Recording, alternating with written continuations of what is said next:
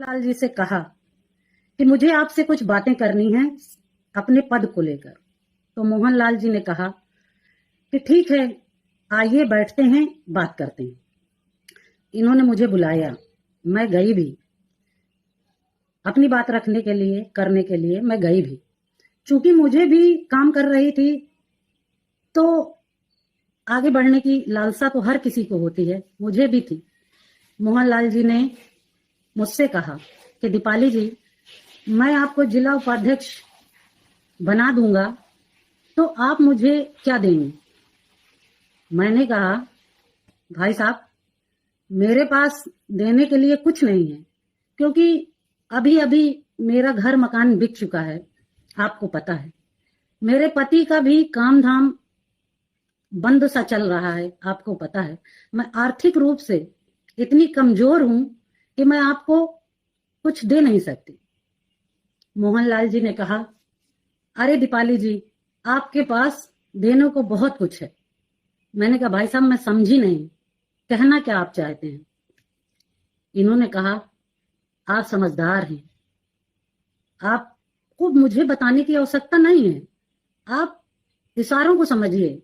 मैंने कहा, भाई साहब, मैं ना तो इशारों में बात करती हूँ, ना मुझे समझ में आता है ये सब। आप खुद का बताइए, यदि करने योग्य होगा तो मैं जरूर करूंगा।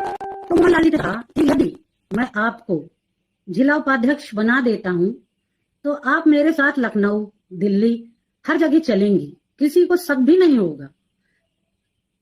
बस एक बार मैं कैसे इस बात को बोलूं, मुझे खुद समझ में नहीं आ रहा है। इस जैसे नीच व्यक्ति को क्या कहूं मैं?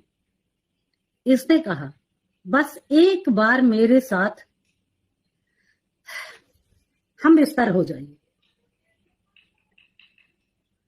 हम बिस्तर होने का मतलब सारा समाज समझता है। इनकी इतनी गंदी भावना जो मुझे महीनों से कचोट रही है, मैं किसी से कह नहीं पा रही थी, शांत थी। मैंने कहा, भाई साहब, आपके घर में भी बहू बेटियां हैं, ऐसी बातें की जाती हैं? आप बहनों के प्रति ऐसी धारणा रखते हैं? और क्रोधित होकर मैं वहां से आने लगी, तो इन्होंने कहा कि दीपाली जी, अगर आप मेरी बात को मान जाएंगी तो मैं जिला पंचायत का आपको टिकट भी दे दूंगा।